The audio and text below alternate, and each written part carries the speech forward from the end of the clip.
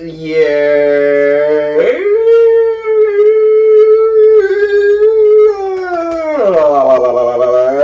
Was goody gang is good. I ain't gonna lie, we back at it, not with the NBA reaction today. Today we got a little something different going on. We gonna react to top 10 all time NBA handlers rankings according to this channel. So we're gonna see if we agree with them. Because, you know, honestly, you need that advice coming from the greatest basketball handler of all time right here, Stephen Rocky Gardino. You need my advice, you need my, clarification. So, therefore, without further ado, let's get right into it. And 3, 2, and by the way, if you guys have any suggestions of any reactions, like any videos you want to see me react to, or there's anything, any content y'all want to see, drop it down in the comments. But let's get back to it. In 3, 2, 1, let's get it. A mean crossover, a sexy Euro step, or a nasty ankle breaker are one of the most spectacular things you can see in basketball. These NBA players have done those moves more than anyone else. Here are the 10 best ball handlers in NBA history. Let's see. Number 10, Isaiah Thomas. Okay. Isaiah Thomas was one of the fastest point guards ever, and he kept the ball so close to the ground when he dribbled that it was extremely hard to alter his dribble and affect where he wanted to go. Zeke's ball handling was shifty. It was creative, and it seemed like he was never out of rhythm. He carved defenses up with his lightning-quick first step, and then he'd either take a slaloming drive to the basket, make a crisp pass to a cutter, or a stop-and-pop J over a retreating defender. He did all this damage in the era with hand-checking, and when a lot of ball carrying we see today was illegal, which made it harder for small guards like him to dominate. And yet, dominate is exactly what he did. Steve Nash, yes, sir. Steve Nash. Phoenix Suns of the mid-2000s were the most attractive team in all of basketball, and it was all because of one scrawny, long-haired white dude named Steve Nash.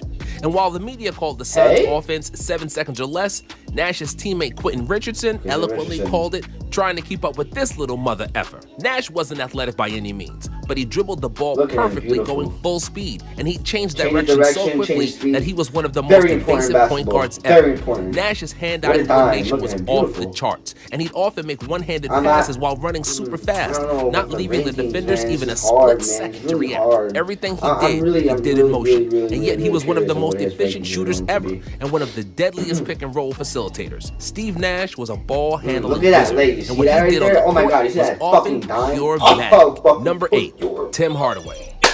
Standing at 6 feet, Tim Hardaway had a low center of gravity. He was really quick, but also quite stark, which made it easy for him to bump off defenders. It was a combination that made him extremely tough to guard and propelled him to 5 NBA All-Star selections. But what made Tim Hardaway famous more than anything else was his killer crossover. Many players had an effective crossover, but Hardaway's was arguably the fastest. Before he injured his knee, his change of direction was so quick and snappy that the defenders could never react in time to stop it, even though they all knew what was coming.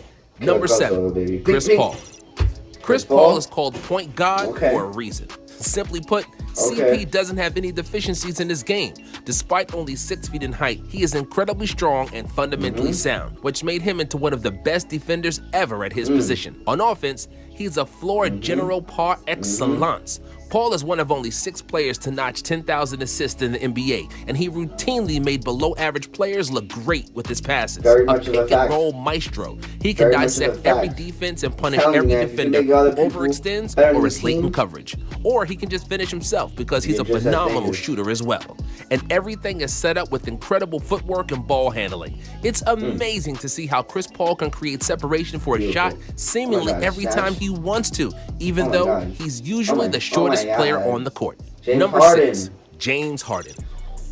There are many people who are always ready to criticize James Harden. He's not a great defensive player, he dribbles too much, he never made it far in the playoffs. While there is some truth to all those arguments, no one can dispute that James Harden has mastered the game of basketball like few other players. If I had to describe Harden with one word, that word would be artist. Because what James is doing with the basketball in his hands is art in its purest form. He basically invented the step back three, which is an unguardable move. You can only hope that he misses. He has a bachelor's degree in crossing people over, a master's in Euro stepping to the basket, and a PhD in drawing fouls. He is not dominating with size. He's not overly fast nor athletic, and yet he's certainly among the best 5 offensive players who ever played. And while the ankles of poor Wesley Johnson have probably recovered, his psyche is probably still tormented by that Harden crossover, which is one of the most disrespectful drops in NBA history. Number 5,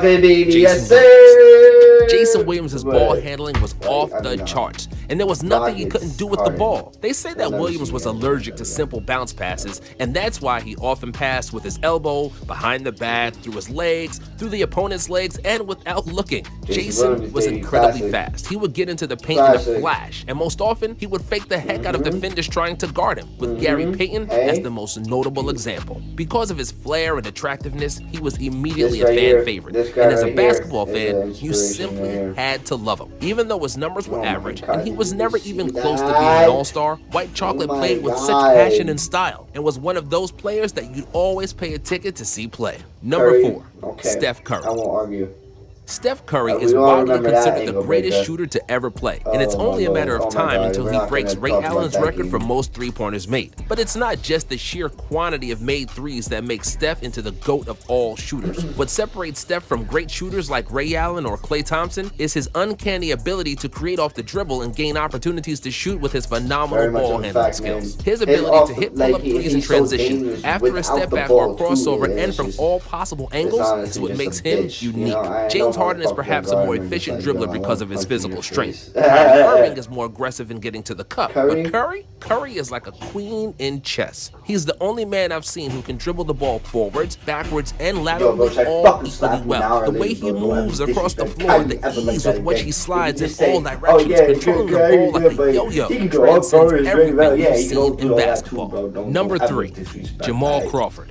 If any NBA player played NBA basketball like it's just another game of pickup, it was Jamal Crawford. Jamal was skinny, he didn't play much defense, and he wasn't keen on passing the rock once he got a hold of it, but he could score with the best of them. And that was because of his exceptional ball handling skills. His shake and bake is one of the prettiest moves in NBA history, and it looked like it came straight up from some and one mixtape. When he danced with the ball, everything else faded away, and it was like watching figure skating with the basketball, and Jamal would never slip.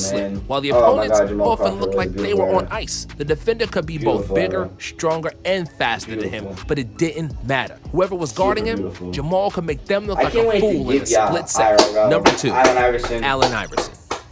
Yes, he was a ball hog who often opted for tough shots when he could have passed. Yes, he was skinny because he never went to the gym. He played ISO-heavy hero ball, which wasn't pretty if you favored pass-first point guards of the 80s. Iverson always was and remained a player that based his game on pure instinct. Nothing in his game made you think, oh, he must have practiced that move a lot, because you know, he didn't really like practice that much, and yet there was nothing you could do against him. Most of his 26,000 points in the NBA came off the dribble, as he would very often simply ignore 4 of his teammates. His ability to drive to the basket was unparalleled by any player of his era. No matter how tight the defense was and how many players the opposing coach sent to help, it usually didn't matter against Iverson. We thought Tim Hardaway's crossover was the best and fastest ever, but then AI showed up, crossed Michael Jordan, and Hardaway immediately seemed less cool and less dangerous. With the mesmerizing combination of speed and ball handling, the answer was the most feared guard of his era, even more so than Kobe. Kobe would always get his numbers, but Allen Iverson could embarrass you, break your ankles, and your spirit.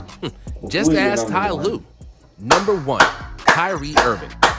Kyrie Irving is the best ball handler the NBA has ever seen. He is completely ambidextrous, and it doesn't matter to him if he dribbles with the right or left. Kai is incredibly quick and has a ball on a string with such ease, and it seems like his dribbling is completely improvisational. In fact, his dribbling looks like an Uncle Drew commercial, but it happens on the grandest stage and against the best players in the world. I still feel sorry for you, Brandon Knight. But not only is Kyrie the greatest ball handler in NBA history, he's arguably the best below-the-rim finisher ever, with a layup package deeper than the Mariana Trench. And while there are many players who can finish effectively with both hands, what sets Kyrie apart is the ability to jump off both legs, which is extremely rare. LeBron, for example, has a trampoline in his left leg, but I don't think I've ever seen him jump off his right. That's why Kyrie is almost impossible to block when he drives the basket, because the defender can't take anything away from him and basically has to choose his poison, as Kyrie has counter moves for everything defense throws at him. Irving has secretly become a true master of pick and roll and one of the best shooters ever at his position. Hesitations, spins, crossovers,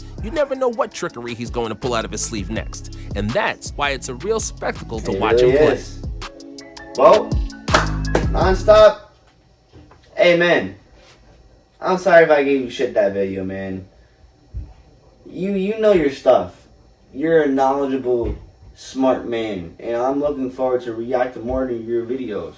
Okay? If I say anything disrespectful, don't take it to heart. I'm just a fucking retard sometimes, and I talk out of my ass, and we all gotta